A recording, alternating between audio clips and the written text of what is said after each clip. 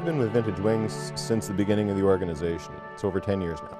There are so many moments that are just etched in my memory from my experience with Vintage Wings. There are a few, though, that really are special memories.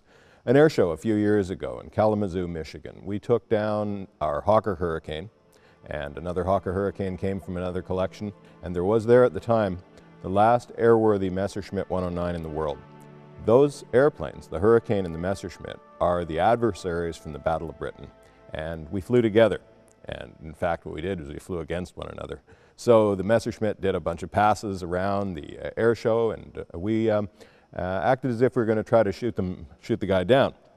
But personally, I remember diving on the Messerschmitt in the cockpit of the Hurricane, looking at it through my gun sight with my thumb on the trigger, and feeling that my experience of history wouldn't ever get any more real than that.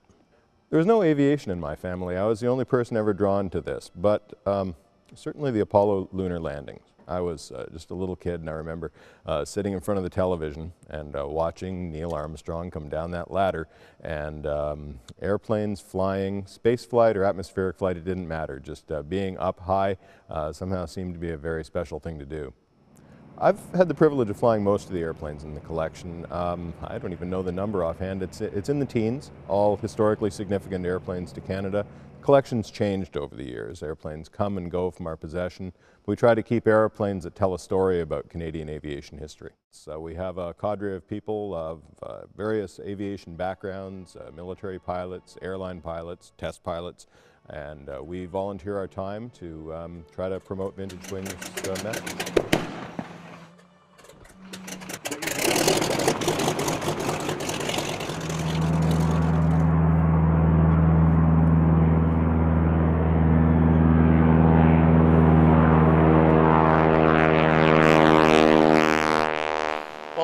I got my pilot's license back in 1962 and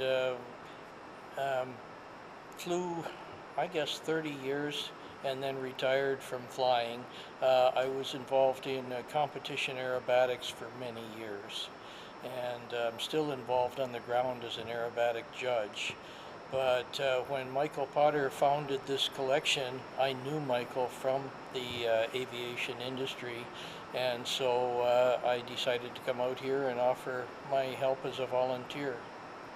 Ever since I can remember, I've always wanted to fly.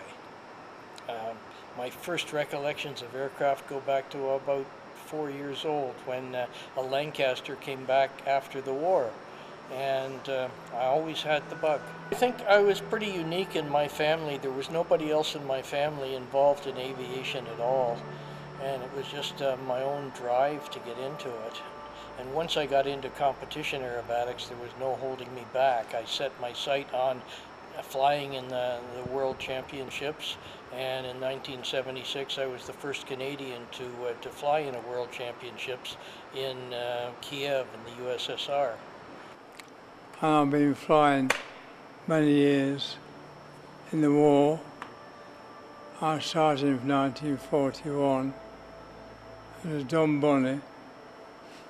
I went to get a badge, called the Flying Lion.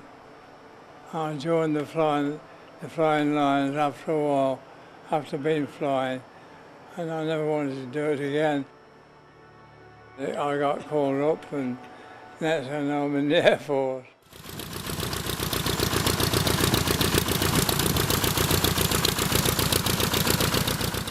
There have been numerous experiences with the veterans that I could go on about for hours. Perhaps the best experience to relate was about an RCAF veteran by the name of Bert Uhl. He was a squadron commander and an ace, a very distinguished war hero. And he was at the time very elderly and had suffered quite serious memory loss. And his family asked to bring him out to see the Spitfire because they hoped it might trigger him to be a bit more interactive. Well, they walked him into the hangar, leading him by the elbow, and he was clearly disoriented, a little bit lost. And when he saw the Spitfire, he broke into a 90-year-old sprint. He shuffled over the airplane, and we helped him on board, and that gentleman, I watched his hands go through the pre-flight checks. His hand settled on the throttle and his other hand on the trigger on the stick, and he was ready to fly. And there was a fighter pilot's gleam in his eyes that almost scared us. We stood there and watched, and he just looked out and began to tell his family the stories from the war. Now, mind you, he had not had a conversational moment with his family in certainly over 5 years. And we watched him narrate experiences of fighting in combat, of losing friends, of nearly being shot down. And the Spitfire brought him back. And for about 10 or 15 minutes, he was there with his family again. There was not a dry eye in the house.